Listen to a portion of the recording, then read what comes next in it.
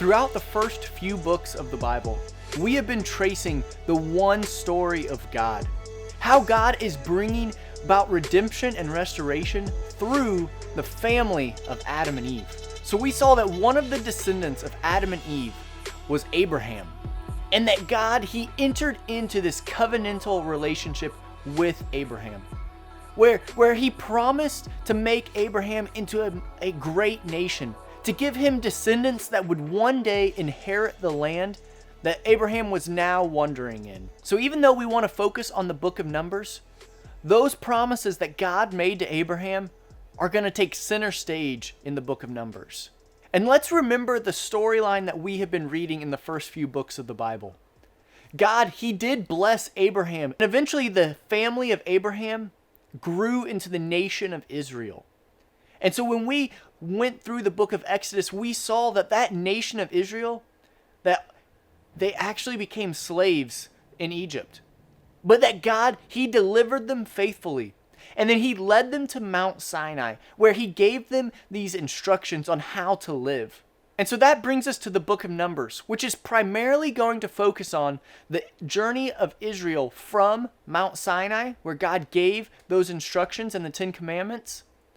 And it's going to focus on their journey to the Promised Land. And it's in the book of Numbers we see that it is all about faith and obedience to God.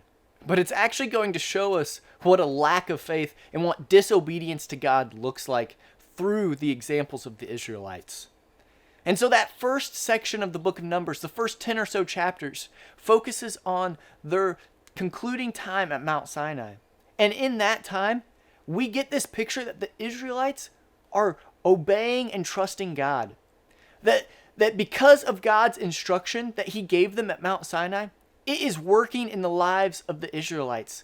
They are starting to reflect God's holiness and his purity in their lives and in their communities. And we see that they are understanding that there is no room for sin to be in their life or in the life of their nation. That it can't be hidden or tolerated. And then the last thing that the Israelites do before they start their journey to the Promised Land is they dedicate the tabernacle. And remember from the book of Exodus that the tabernacle is the place that God is going to dwell amongst his people. And so the Israelites, they dedicate the tabernacle. And it's in that we see this picture of the Israelites being faithful and obedient to God. But all of that is about to change when they start traveling from Mount Sinai to the land of promise. And so we get to those chapters in the middle of when they travel to the Promised Land. They're at the edge, and God, he tells them that he is going to deliver the land to them. That he has already promised the land to Abraham, and now he is going to be faithful and ensure that they can inherit the land. But there's one problem. 10 of the 12 spies that go in to scope out the land, they get fearful. They have a lack of faith in God's provision and his faithfulness. And so they stir up the people, and the people turn from God and wish to actually go back to Egypt. And so God, he sends his judgment on those spies and on the people. He says that they're not going to inherit the Promised Land. But in fact, they are going to have to wander in the desert until each and every one of them die off. And only their children will inherit the Promised Land. And so those middle chapters of the book of Numbers, it highlights for us the people's lack of faith and their distrust and disobedience to God. But yet it also highlights something else. It highlights God's provision, God's protection, and God's faithfulness. Because throughout those chapters, God is always providing for them. Every time they grumble, every time they turn away from God, God is still there to provide for them food, to provide for them water, to provide for them protection.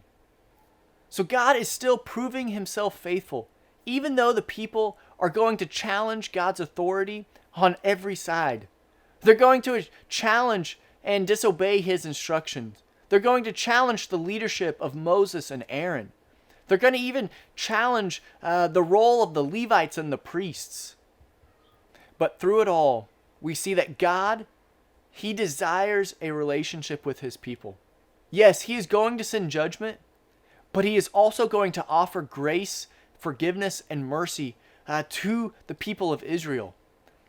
And so when that generation dies off, the children of that generation finally are at a place where they can inherit the promised land. And so those last several chapters of the book of Numbers gives us this picture that once again the Israelites are at the edge of the promised land.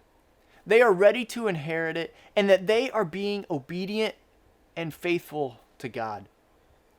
And God is showing the Israelites that everything he has done for them in the past, he is going to continue to do in the future.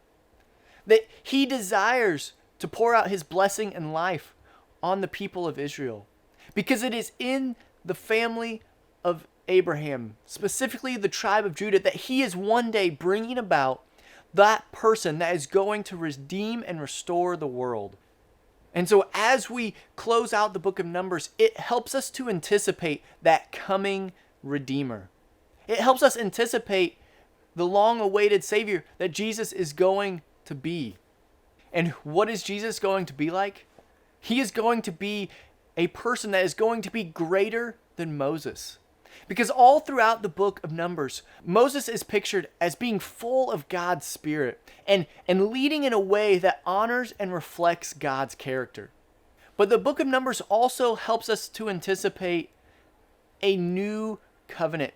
Because throughout the book of Numbers, we see that God's instruction that he gave at Mount Sinai, it was useful. It was working in the people's lives. But yet, their hearts still remain unchanged.